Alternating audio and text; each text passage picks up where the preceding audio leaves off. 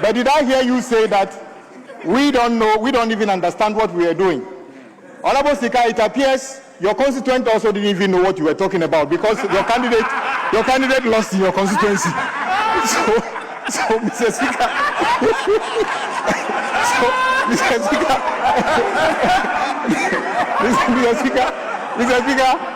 Mr. Speaker, it appears all the dancing, all the vigorous campaign, your constituents alone didn't even understand what you were talking about. So they voted against your candidate.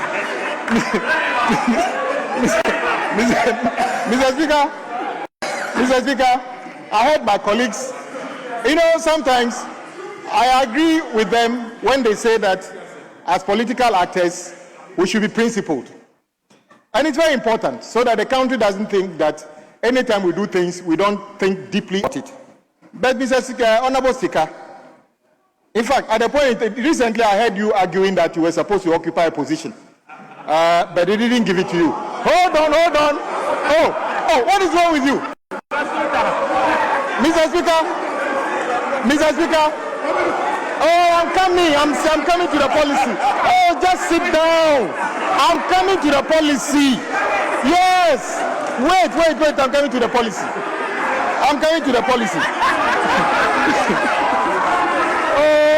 Oh,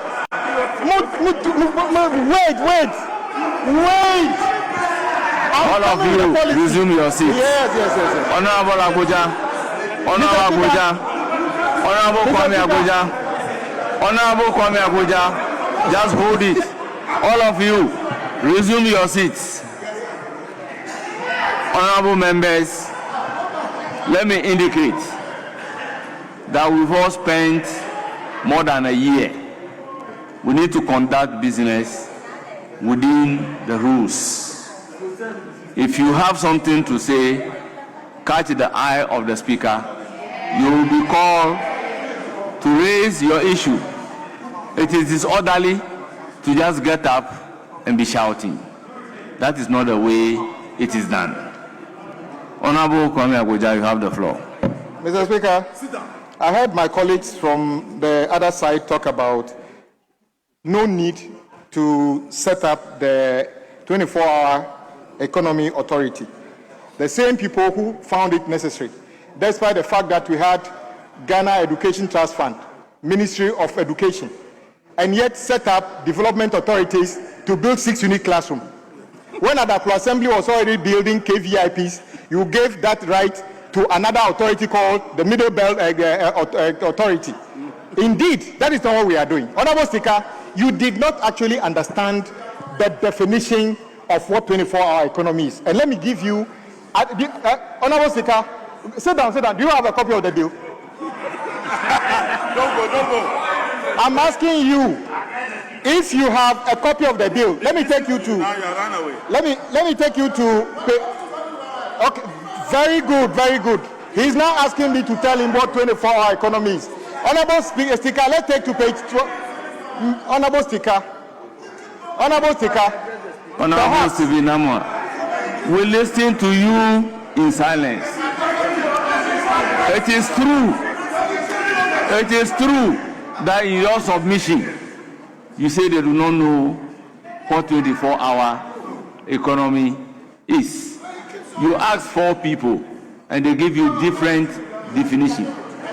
So he is on that point that you have raised. Okay. So let's listen to him. Honorable Speaker, sit down. When you were speaking, I was here. Don't go. Let's sit down. On page 12 of the bill itself, it says, under interpretations, 24-hour economy and accelerated development program means a cross-sectorial economic development program that seeks to modernize, reorganize, and restructure the productive sectors of the economy to achieve, amongst other things, and the listed these things. Unfortunately, Mr. Speaker, he obviously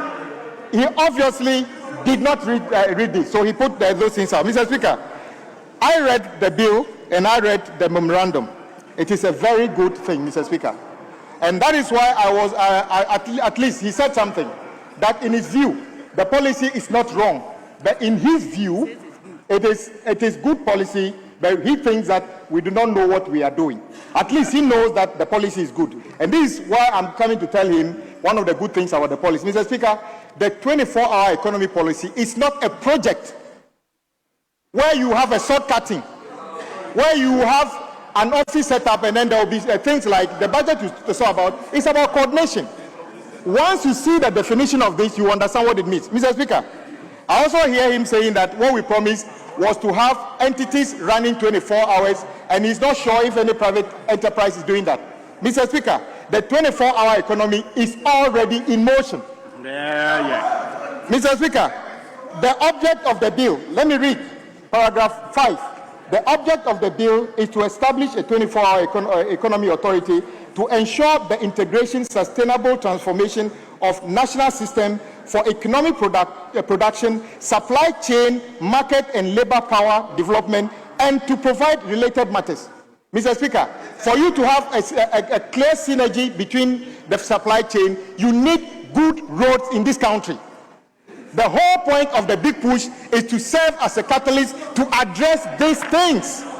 So the 24-hour economy is not yet coming. It is already here being implemented.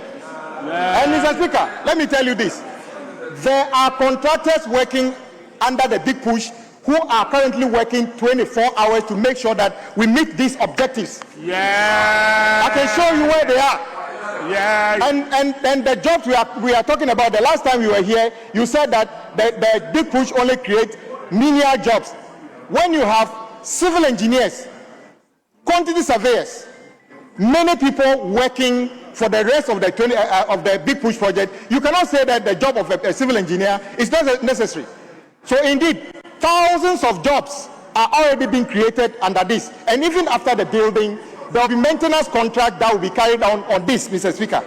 So I just want colleagues to understand, since Mr. Honorable Speaker says that he's not against it, this is what you do. And let me tell you, when we were sitting, where you were sitting, we opposed things, but tell me one of the things we opposed that did not come to pass that we were right. We don't oppose just for the sake of opposition, but you are in a haste to oppose for nothing. And that is why you get it wrong. I'm giving you my simple understanding of it. Be very careful what you oppose. The last time I came here, we talked about the Accra-Kumasi Expressway. A few of you jumped on it and said you were not in favor of it. At least the proponent of that opposition came back to rationalize his position to say that he is no longer against it. By the way, the Accra-Kumasi Expressway is coming on, whether you like it or not. Get ready for it. Mr. Speaker, the 24-hour economy will actually create jobs. It will spur growth in our country. I agree with my colleagues that we should be careful what we are trying to do under this policy. And I agree with them. We shouldn't just rush and do anything. We should take their views also on board. But don't just oppose it and say that we don't know what we are doing. Because, Mr. Speaker, this is one of the smallest bills we've done in this House. But it's quite detailed in terms of the understanding of it. And I encourage my colleagues to support this bill. Let's set up this. This is not going to be just another Kwango that is set up to create jobs for the boys. It will be a catalyst that will spur development in our country. And I want to encourage our colleagues to support this bill. And then when it comes to the consideration stage, we bring all the views we have to make it a rich bill that will stand the test of time. Thank you very much, Mr. Speaker, for the opportunity.